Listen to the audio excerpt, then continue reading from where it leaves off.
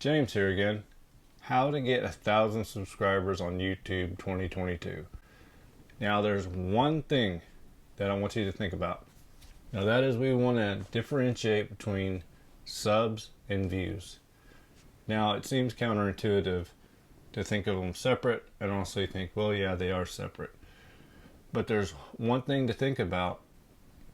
One thing to always remember is where YouTube is concerned, you've got the 1% rule.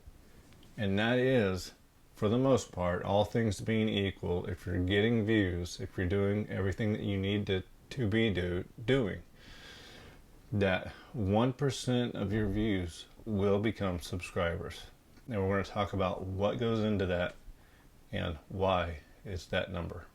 So I've grown a lot of channels way over 1,000, and there's one thing that I've noticed across the entire thing, and that is the 1% rule.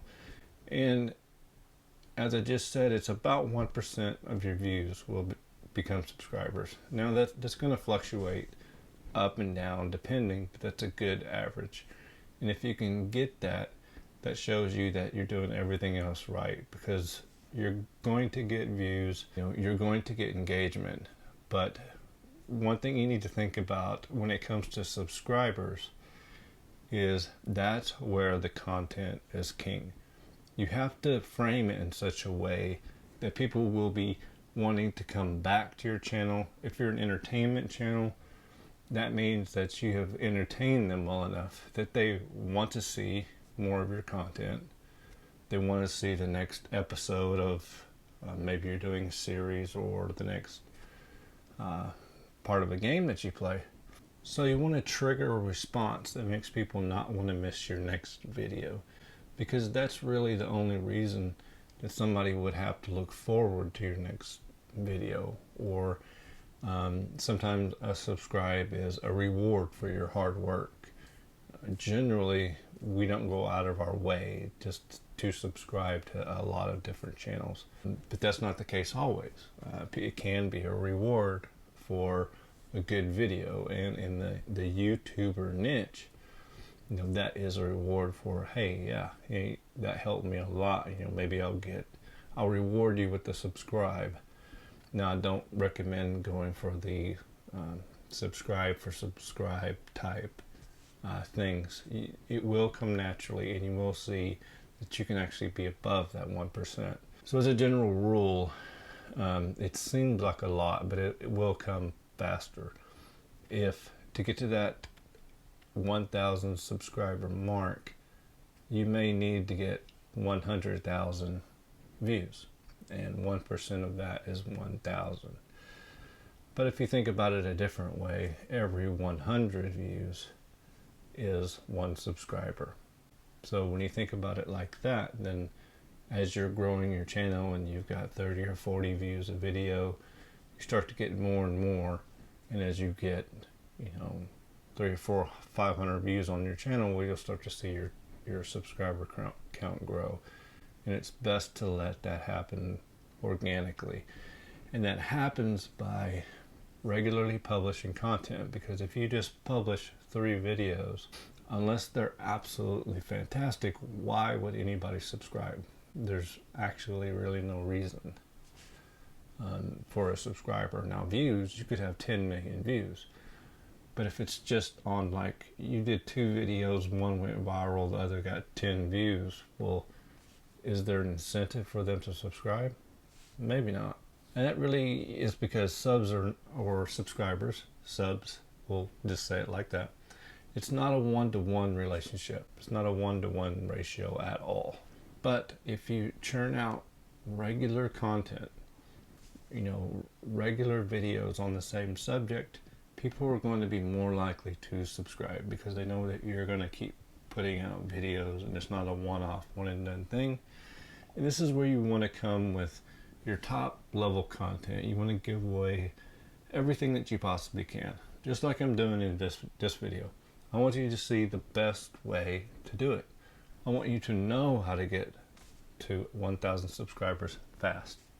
Okay, so this also works extremely well for educational channels. In fact, I recommend a how-to type channel to get started. Anything where you can show people how to do something, which boils down to answering the question of how to do it. Because you can rank in search and you can answer questions as quickly and concisely as you can. That doesn't mean that you can't have an entertainment factor. In fact, that is the best way to do it. They have a how-to channel and also make people laugh to entertain them to a certain degree without being annoying or rattle on like I tend to do on all my videos. Now here's another thing that I consider a number one thing to think about, and that is positioning yourself in a different way. Like I'm going to tell you right now. One thing you don't see or hear, and I've really rarely heard this over the years, and YouTube has actually done away with being able to see what? The thumbs down. So you can no longer see that on someone's video. You can in your analytics. But doing a really bad video and getting a lot of thumbs down should be an indicator that people aren't enjoying it or you have offended them. That can make the engagement go up, but that doesn't have anything to do with subscribers. In fact, there is a small correlation with losing subscribers the more thumbs down you have. So I don't hear many people talking about that, but whatever you do, do not put out content that's going to make people engage in a bad way. Now you're always going to have people leave stuff in the comments that may be discouraging, hateful, things like that. You can block those people. You've always got the WhatsApp people that try to leave their numbers, and believe it or not, people still fall for that. So protect your community. Don't let that happen in there as best you can. And realize that that type of engagement, you can have a conversation. You can position yourself in a way that is both light and dark. However, be prepared for the fact that you can lose subscribers. So if you're at 900 subscribers and you're climbing, and all of a sudden you release a video where maybe something slips or you had something in the background, you can see that go down. So that's what we don't want to avoid. We want to avoid that, sorry. So don't let the thumbs down bring you down. Remember that. So here's one that's a little bit controversial, and I'll end with this. In marketing, it's generally accepted that unless you have a call to action, people will not take action. Some people will, some people won't. Now, you can have some videos where you don't ask for people to subscribe, but most of the time people don't mind being asked for it. In fact, many people have to be told what to do. I know that seems outrageous, but it's called a call to action for a reason, right? So simply saying, hey, if you got value out of this video, please like and subscribe. And that's what I would do it very quickly. That's what I do in my videos. If you get to 999 subscribers and you're like, hey guys, I need one more, that could be bad, because in a future video when you're ahead of that, like I'm going to be, then you don't want that frame of reference of, you don't want to seem desperate, first of all, because your audience can sense that desperateness. So I like to call this the cat comparison. And it is the fact that over the years I've noticed that if you walk into a room and there's a cat, a regular house cat, well, I can get that cat to like me, and it blows people's mind because I've become friends with the most unfriendly cats. And the reason that it works is because I ignore them. I walk into a room and I will not give that cat any attention at all.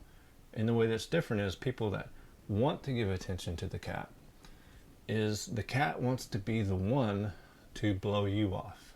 It wants to be the one that doesn't need attention, although it must have attention. So if you walk in and you ignore it, 9 times out of 10 that cat's going to come to you eventually and seeking out that attention. And I've seen it multiple times, and it works for a lot of different animals. So it is some sort of innate biological response. And we as individuals, we want that too. We want to be noticed. It's very painful whenever you go feel like you're not noticed at all. So the more desperate you are to get that like or that subscribe, it's going to come through in the video. So like I'm just telling you now, if you want more content, please like and subscribe. That's it. I'm not going to suck up to anybody. I'm not going to seem desperate. We all get to our marks, our goals as we go. And I'll end with that.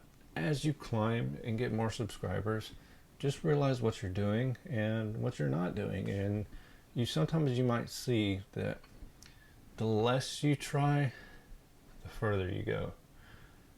I know it's weird, but I've been seeing a lot of posts on Reddit here lately that talk about why do I have a video that I put so much effort into and it barely gets any traction, and the other one I just throw together, don't put hardly any effort into it, and it gets many more views. And I think that's something psychological. Sometimes it's just the algorithm, and it's it's kind of that opposite. Sometimes the more you try, the less you have to show for it. And other times, you've seen it in your life where you just go out to shoot some hoops and you drain every one, and you weren't even trying. But if you tried to shoot every single shot, you'd miss. So just think about that and realize that when it comes to subscribers, 1,000 is really not as much as you think. And if you put out consistent content, this is one time where it will have an effect. That's all things being equal, that you're getting views, you're getting your thumbnails right, you're getting your keywords right. Subscribers is a tough cookie, but it will come. People will naturally be drawn. It generally takes the more content you have out, the quicker you'll see it happen. Because I didn't gain a single subscriber on this channel right here, the first 4 videos, until I started putting out regular content. So take it for what it's worth. Talk to you soon. See you in the next one.